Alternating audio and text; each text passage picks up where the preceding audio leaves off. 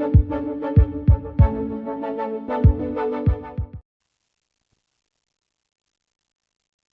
this tutorial, I'm going to go over how to design the Coast Collective shelving unit that I've created. Here are some photos of the actual shelving unit itself. It stands about 6 feet tall. It features 4 shelves for displaying my students' design fabrication projects, which we will be selling at the Coast Collective. All the structure is made with like H steel, 20 gauge. Using FrameCAD Detailer and the FrameCAD machine. I also milled down some half-inch plywood for the shelving and quarter-inch plywood for the backing to give it a lot of rigidity. And so, yeah, let's get started in Rhino. I've also got my sketch here. This is where the whole idea started, was right here in my own sketchbook. So I knew that I wanted something of a substantial height. So I chose 6 feet. I chose my own height, 6 feet. I knew I wanted to have multiple shelves, so I had decided upon 4 shelves. I wanted to make sure that this last shelf wasn't just sitting on the floor, because then if that piece of steel was just dragging on the floor, the whole thing would kind of scratch the surface of the floor. So I lifted it about 4 inches, which is, nice toe kick height. I also wanted to make sure that the shelving units themselves were distributed rather evenly as they go from the bottom to the top. And I wanted to do this sort of trapezoidal shape. So I've got about 10 inches here at the top, 15 inches down here at the bottom. And yeah, that's my elevation, 2 elevations and 1 plan view, all done on 1 page of my sketchbook. Got this area in the middle, which is the width of the shelves themselves. I chose 2 foot 4 inches. And the reason why I chose that was I was thinking that if I wanted to mill anything on our small X-Carve CNC here at the Makerspace, I can mill it out as long as it's within 29 inches. There's a maximum bed dimension on the X-Carve. So didn't end up doing any X-Carve stuff, although I do have ideas for how I want to put some signage on it. Here's my Rhino model. I want to do a sign that says Design Fab Studio. Might put it a little bit higher than what I'm showing here. But the idea would be that this could be a shelving unit that I use for displaying my students' work for their midterm projects every semester in my design fabrication class. And so this shelving unit does a little bit of both of advertising for that class. It'll allow customers and the demographics who go and shop at the Coast Collective to see some of the really cool, fun, creative items that my students are learning how to make in the design fabrication class. Everyone comes in with completely different ideas of what they want to do in my class. There are 3 basic tools that they use, including 3D printing, laser cutting, and CNC. And so once I teach my students how to use those tools, they kind of create whatever their minds can think of. And so as their midterm project, they are going to be selling these items at Coast Collective at whatever price that they want. They have to think of their own branding, and they have to create their own signage and QR codes, and all the profits that are made at Coast Collective for these products would go to those individual students. 100% of those go to the students. There's nothing on the top of that for me, nothing skimmed off the top for Coast Collective. These are all student projects. So the idea would be to advertise this shelving unit as projects made in the design fabrication course, RK171 and or 170. And not only can you buy these items, but you can learn how to create them yourself by taking the course. And then steel, the idea with the steel is that it's not so invasive in stealing the show from my students' projects, right? So it's a very minimalist, modern sort of design. It's not very ornate. It's actually very plain. And the idea would be to allow the students' creativity to shine through versus the actual frame CAD. But those of those customers who are interested in the like each steel and how the connections are created might also additionally ask how this shelving unit itself was created. They're going to see these perforations and cuts and dimples and screws and wonder, is this person a master in their craft of like each steel framing, or was this done using software in a machine? So um, that's how this piece also advertises my FrameCAD courses, whilst also highlighting my fabrication students. So let's get started in Rhino. I'm gonna start a brand new project. For this project, I'm going to choose small objects. I can do inches, feet and inches, or just inches. So why don't we do inches, feet and inches. I've got my 4 different views. I'm going to choose the front view to start my sketching.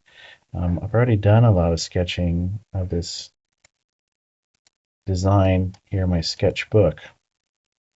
So I know I want it to be 6 feet tall. So I'm going to go back to Rhino. I'm going to draw a line in Rhino, starting at 0, and turn ortho on so I can make nice straight lines. And I'm just going to click way over here. And what I'm doing is I'm starting to establish some reference planes or some construction lines, reference lines that are going to help me figure out the shape of this system. So let's offset this line. Turn this little thing on. And we'll offset a total of 6 feet. I'm going to select this line and offset it this way 6 feet, and there's my new line. So the distance between these 2 lines is now 6 feet. Let's worry about drawing this shape first. So I'm going to go back to front elevation. I'm going to draw another line from here to here, and that takes care of this line here. And I know that I want this to be at 15 inches and I want this to be at 10 inches. So I'm going to go back and offset a distance of 10 inches and select this curve and go 10 inches to the right. And then I'm going to offset again 15 inches. And this time I'm going to go this way to the right. And from here, I can start to make out my shape.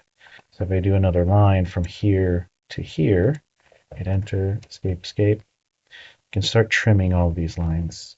Let's trim. I'm going to select all of these lines. And I'm going to trim this line away, this one, and this one, and this one, and this one. There we go. These 4 lines represent this shape here on the left. I'm sorry, on the right. So with that information, now I can start to understand how this thing works as a wall system. So when we make small non-traditional projects with FrameCAD, such as furniture, I like to boil it down to 2 basic principles. Either you're designing with walls or you're designing with floors. When I say walls, I mean panels. I mean panels that run up and down, or vertical elements, versus a floor, which is much more horizontal, right? A floor is something you walk on. So when we create with FrameCAD, we're either going to create FrameCAD panels that go up and down or left and right. So with that, I can actually select all these lines and hit join and create closed curves. Okay, we like closed curves, especially when we go to 3D print these bad boys. And then what I'm going to start to do is create the basic shape of this shelving unit just using these basic shapes. So I'm going to extrude curve. Now the thickness of this wall, or the extrusion distance of this wall, I should say, is 3 5/8, right? The width of our FrameCAD steel is 3 5/8. I'll go back to my photos.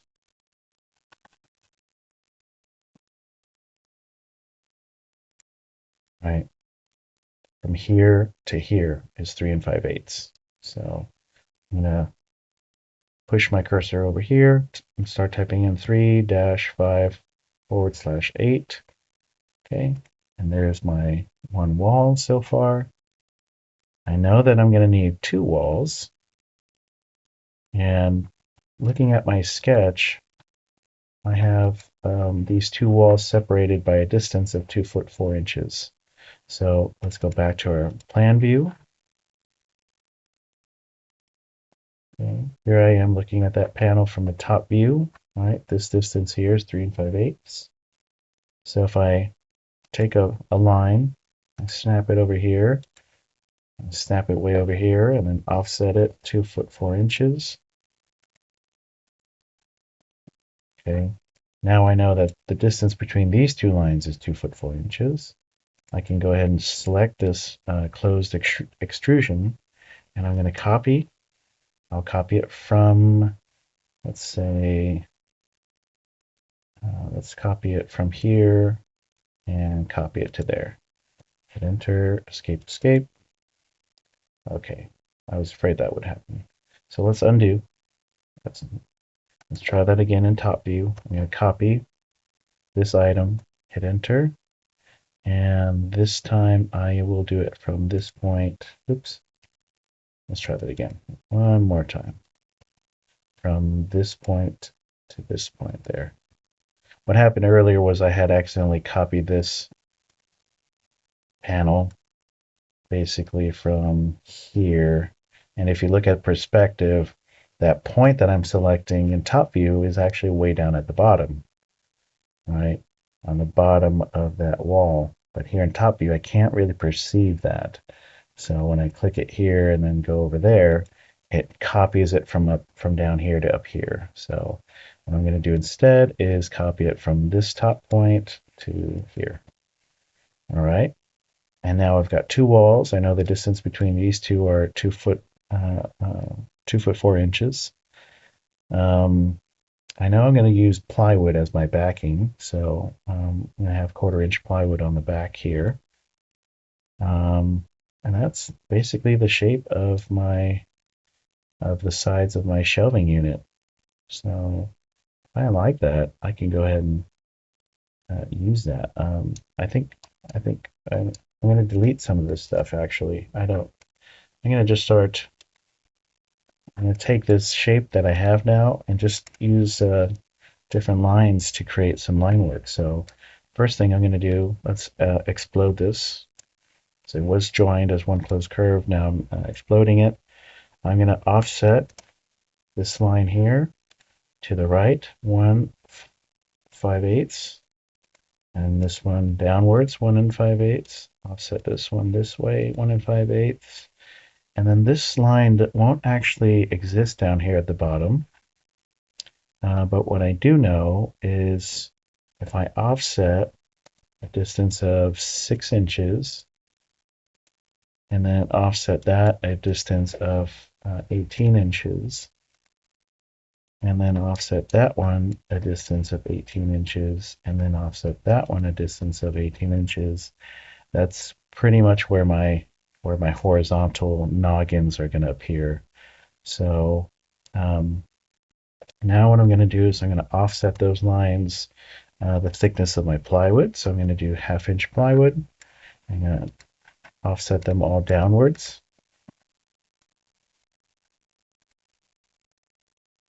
Okay. And then I'm going to offset those new lines a distance of 1 5/8 downwards. I'll explain why in a moment. All right. I'm pretty much sketching here in Rhino, right? As you can see, I have all these lines that are extending past some of these other lines. It's okay to be sort of messy for this point. But what this represents is the distance between these two lines is 1/2 inch, and the distance between these two lines is 1 5/8.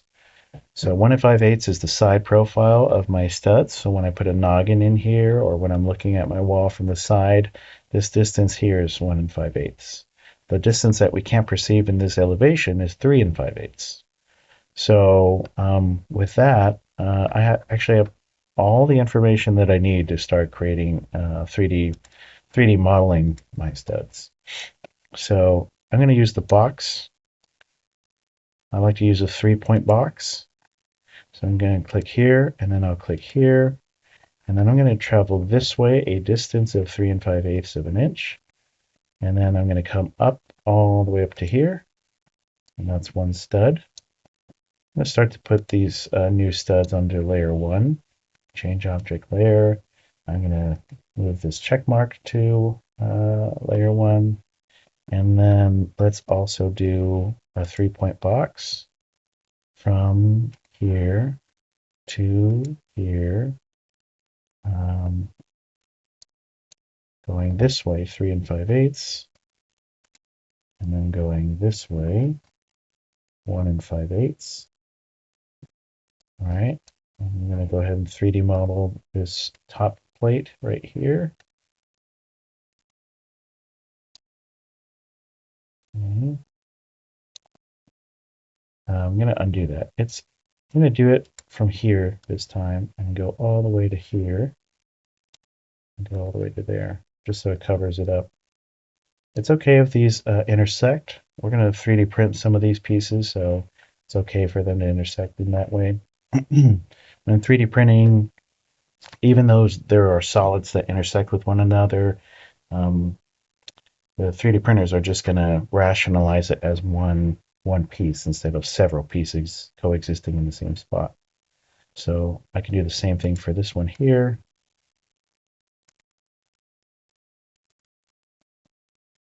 And this one here. Remember, I'm not going up to these two lines here. I'm just doing these two lines here. That's the steel right there. Okay, let's do another one from here to here.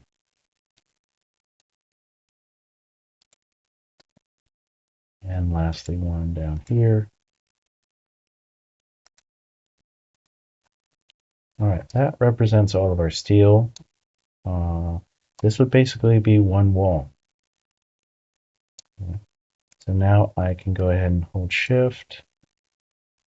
Actually, I'm not going to hold Shift. I'm going to turn all that off and turn off layer 1 and take all this and delete it.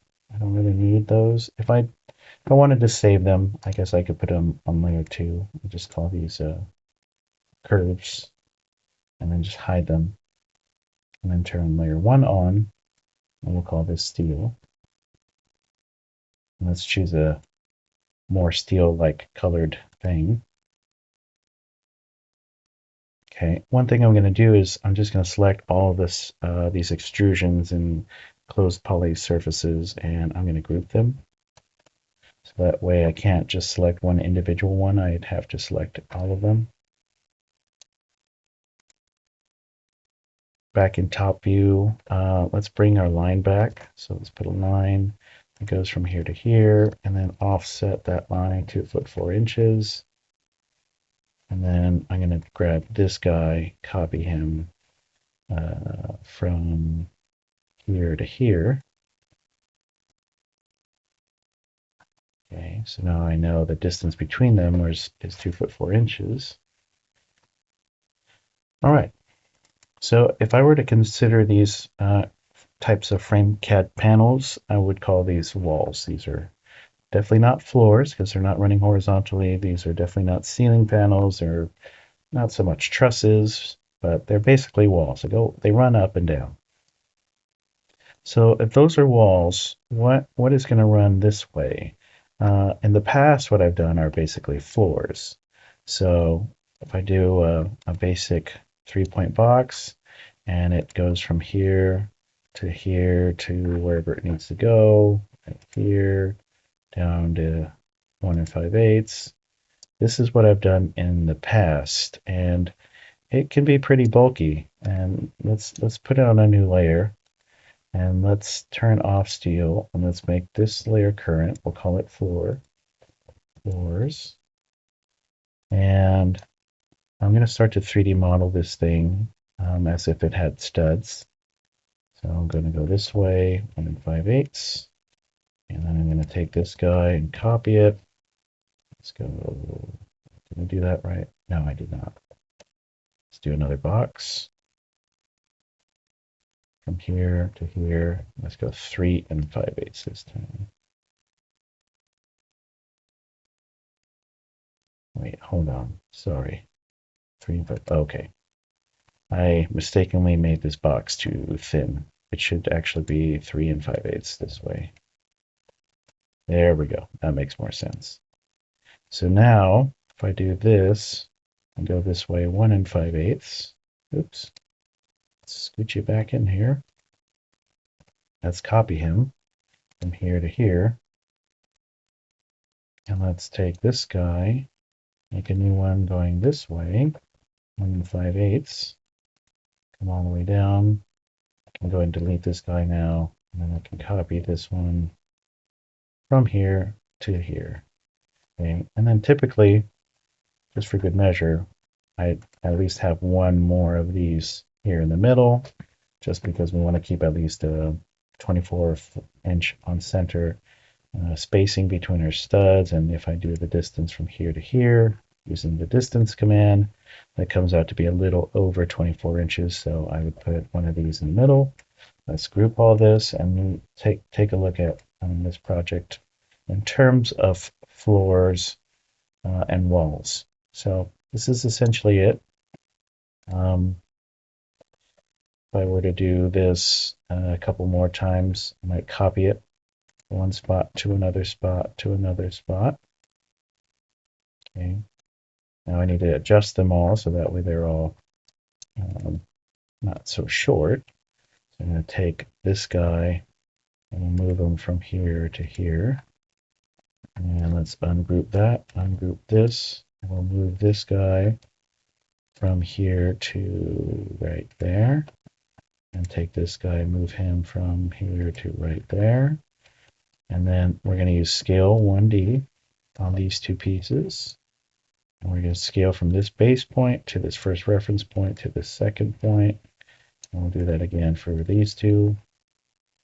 We'll do it from here to here to... This one's supposed to go to there. And then this one here will go to there. Oops, can't forget about this little guy.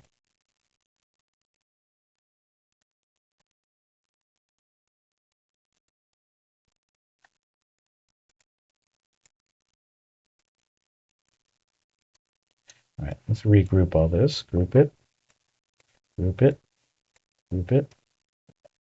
All right, this is how I've done things in the past when I made frame cat furniture, and it looks okay, but it's really rather kind of bulky.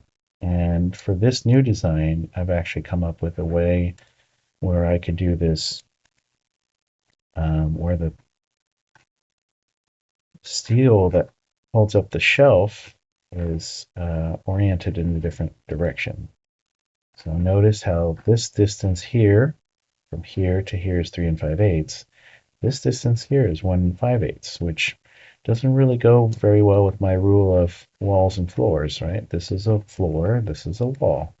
So the distance from here to here is 3 5/8, and the distance from here to here is 3 5/8. So how am I achieving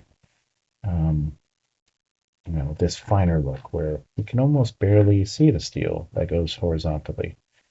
So the way we achieve this, and I'm going to copy all this and scooch it over. That, by the way, is just the gumball. I'm going to make sure you have gumball on. This one right here. Hold Alt and click and drag the green arrow and move it over. I'm going to delete all these. And instead of putting floors this time, I'm going to put a little special horizontal. What should we call this horizontal? I'm just going to call it stretcher. The stretcher I'll make like an orangey color. And the way the stretcher works is that it is a piece of frame cat steel that is going from one side to the other.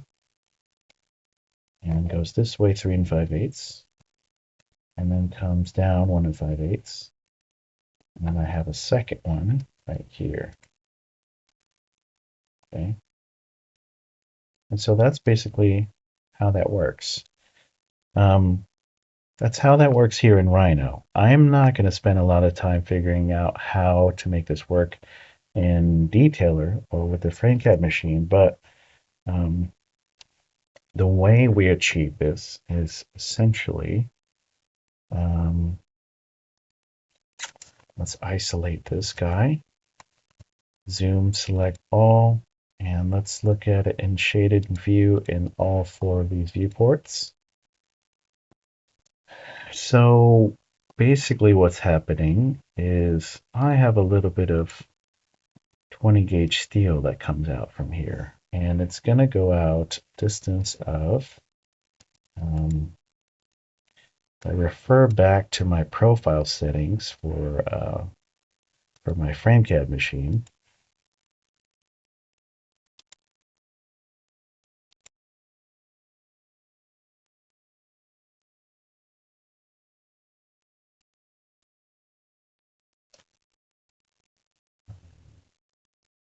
Detailer profile setup. This tells me all the different operations I can perform on a piece of steel. And the way I've achieved this is using flange cuts. So flange cuts are when the flanges are cut away and they don't appear anymore when you print the piece of steel out. And the distance of that flange cut is 1.9, because of the tool itself. So it's 1.9 inches. So essentially what I have is a piece of steel. Let's just draw a straight line. Oops. Let's draw a straight line from here to here and offset that 1.9 all the way up to there. And what I'm going to end up having is a little piece of steel that goes from here to here. And the thickness of 20 gauge is equal to 20 gauge steel in inches is 0.0359 inches. Okay, and then if I go to my other view, slap it up to there. So essentially, this is how I achieve this look, is if I copy this to the other side using mirror from the midpoint this way. When I turn this back on, let's type in show to bring everything back. Okay, that's essentially what's happening, is that I have a little bit of steel that flaps over this noggin piece and allows it to seat on top of this noggin. So if I move this up just a little bit, that's basically the connection I'm going to make when I get to Detailer. So that's how I'm achieving that, is by trimming off the flanges. For this exercise, because I'm just kind of thinking and designing and sketching here in Rhino and in my sketchbook, I don't really need to worry about that portion. But what I can keep going with is I'm going to select both of these. I'm going to type in copy. And I'm going to come down and bring this down to each part. And then this one I'm going to move to here. I'm going to move this to here. And I'm going to move this to here. And that's already in the right place. Except this needs to go to here. This one's doing the right thing. All right. All right, so that's what that's going to look like. And then all I need to do is represent my plywood. So my plywood, let's use some tannish colored stuff. Plywood is just going to be some rectangles. So let's start off with the backing. If I go from here all the way down to here, And I'm going to go this way 1/4 of an inch because I'm using a nice thin 1/4 inch refinish Baltic birch. And I can go all the way to the bottom, but I think instead I'd rather it go down to the bottom edge of this piece right here. So there's that. And then for each shelving unit, what I want to do is I want to go perpendicular to that, and I want to go out this way up until this intersection point. And that says 10 7/8. I want it to go 1 inch further than that, 11 7/8. Just like that. And then I'm going to go up 0.5 inches. Okay. I can copy this piece down a few times and edit each one. Just trying to be efficient. And then I can scale 1D from here to here. And if I just stop right here, that says 1 foot and 1/8, so that's 12 and 1/8. I type in 13 and 1/8. That'd be 1 inch bigger. Pretty much I'm trying to have a little nose that sticks over, kind of like a tread on a stair. So let's scale 1D again from here to here. Let's read that value. That's 13 3/8. So I'm going to say 14 and 3/8. And let's come down to this one finally and scale this to 14 and 5/8, so 15 and 5/8. And now I've got all of my little horizontal shelves. I could have had them come through here as well, but then I'd have to figure out some special little cut. And that is essentially ready to be 3D printed. I can scale this down to 3D print it. So just to keep this all in on video, let's go ahead and prep this for 3D printing. I'm going to select all of these, and I'm going to hold Alt and use the gumball to move them. The way I like to scale to an architectural scale, let's go ahead and group this before I do that. Actually, it doesn't matter. I'm not going to group it. The way I like to do it is I like to draw a line. I like to offset that line 12 inches to the right. And I also like to offset that line 0.5 inches or whatever my scale is going to be. So I'm going to scale. My base point is here. My first reference point is here. And my second reference point is here. Now everything that was 12 inches is now 1/2 inch. So I have a little teeny tiny scaled model now. So if I zoom into this little model, I'm going to move it towards the origin so I don't accidentally forget it somewhere. I'm going to move it from here to the origin, type in ZSA, and here's my little guy right there. So let's make a new layer. We'll call this one 1/2 inch equal to a foot. And then let's do a new sublayer. That one will be called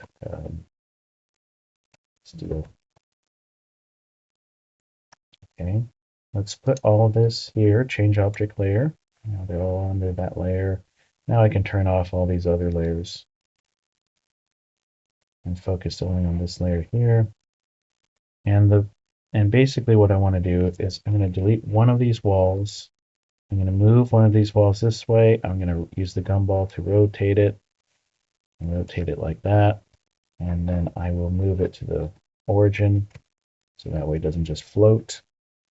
And I need 2 of those. So I'm going to go ahead and copy 1, 2.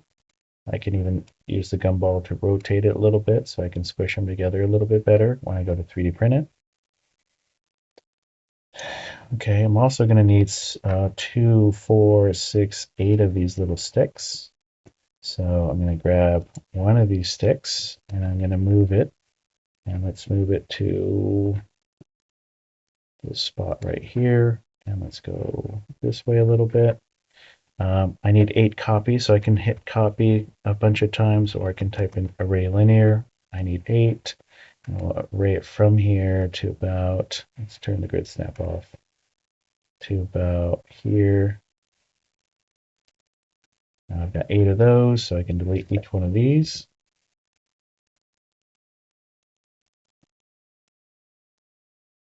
And instead of steel, we'll call this 3D print. And let's go ahead and move all this stuff to 3D print. The 3D print will be red. And then all this stuff, I'm going to laser cut some wood. So let's just take, I'm going to move this over here, and I'm going to move this one next to it. And I'll move this one next to that. And I'll move this one next to that. Okay. I'll scooch them over a little bit, and then I'll rotate this one.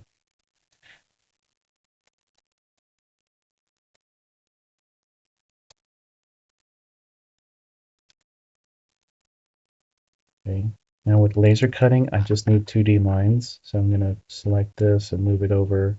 I'm not going to 3D print this part. I'm going to laser cut this one instead. So when it comes to laser cutting, we can use a command called make 2D. And we can use this view or this C-plane, but I'm going to choose view, object properties, from input objects, by output objects. I'm going to say from input objects, and turn off hidden lines, and I'm going to group output. Let's hit OK. And then what we get are just two-dimensional lines now.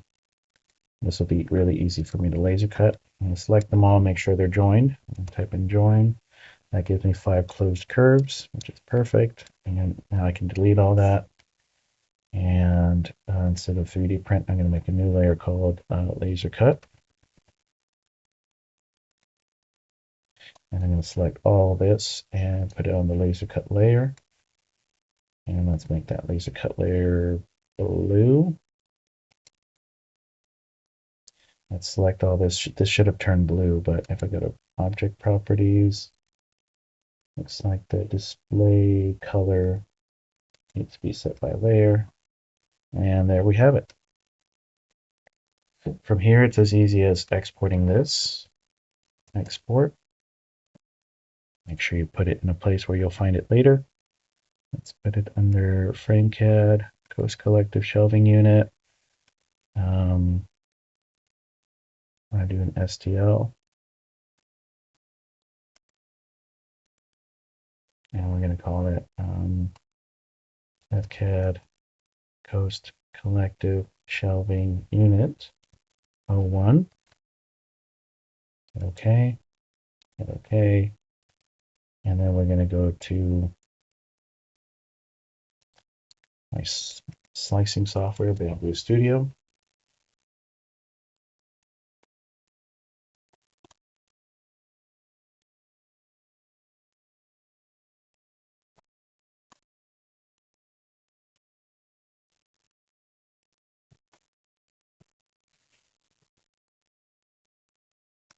Create a new project. Make sure I'm using the right printer, Bamboo Lab P1S 0.4 nozzle, the textured PEI plate. Make sure you can see 4 different filaments. If you don't, and you only see one, go ahead and click this plus sign 1, 2, 3 times. And file, import 3MF STL. Navigate to where I saved it.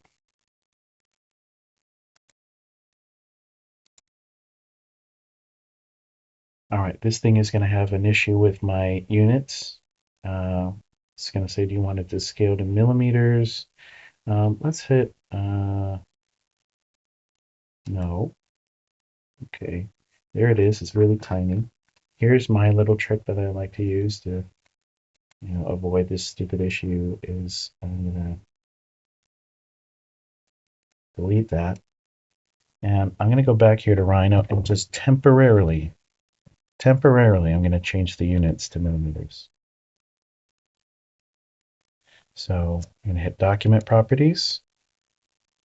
We're gonna go Units. And for our units, we're going to change them to millimeters. I'm going to say OK. And we're going to say change the unit system and maintain object sizes. Now I'm going to export this one more time. I'm going to give it the same name, but I'll give it a 2 instead of a 1.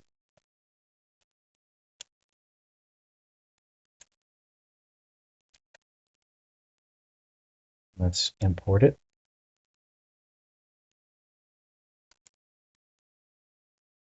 And there we go.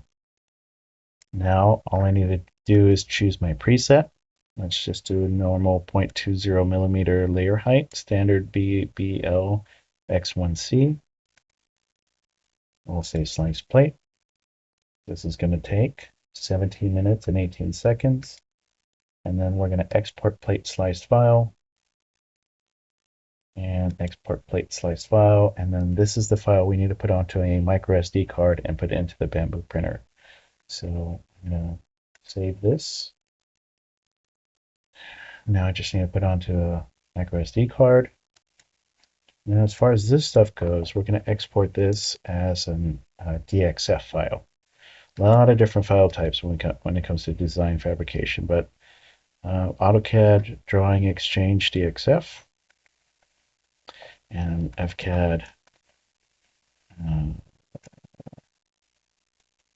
Shelving 01. Okay. Oh, I forgot to change my units back. Let's go back to document properties. And let's change this to inches. Is it okay? Change unit system and maintain object sizes. All right, everything should be back to normal now. This should now be 3 inches, I think. Yeah, 3 inches. Perfect. All right, so now that I've got that downsized, let's go. So when you go to laser cut, you're going to use a program called Lightburn. This is what Lightburn looks like. There's only 2 licenses of Lightburn available to us all in the studio. There's a third one, but I'm using it. And the other 2 are located on the computers near the laser cutter. So once you get to the laser cutter, I'm going to go to edit settings, and you're going to change all of these settings according to the notes that we have over there near the laser cutters. You'll see a binder that says, OMTech laser cutter, and there's a whole setup process. So make sure you go through it meticulously. Each time you log into each one of those computers for the first time, you need to do those settings. However, the second time you log in and forever moving forward, you won't ever have to do that again. So once you got those settings dialed in, you can come in and import your FrameCAD file, this DXF file. It'll appear right here. And realistically, I need this backing piece to be very thin, and these shelving units to be pretty much double the thickness. So I have to be very selective of what material that I use when I do this, because I don't want it to. I don't want it to seem like I'm using the same material for both the backing and for the shelving. But once you get in here in the Lightburn at the right scale, all these 5 lines are on layer 01. We're using line mode. Line mode means the laser will travel and cut those shapes out. I'm not going to fill them in like an engraving, but it will cut out based off of those shapes. And if you double click this layer, you'll see speed settings, power settings, number of passes. These are all different things that you'll need to experiment with, so that way you don't use the wrong settings and burn material and burn the whole place down. You want to make sure that you use the right settings. And then once you get that dialed in, it's as simple as hitting preview and watching it do it, and won't take very long. You can also do this by hand. It'll be a little bit harder because these are super specific shapes and depths at a smaller scale than what they originally are, which is 1:1. So the laser cutter will be very precise in doing those kinds of things. So good luck on your projects. Create some really cool things, and I'll see you guys in the next tutorial.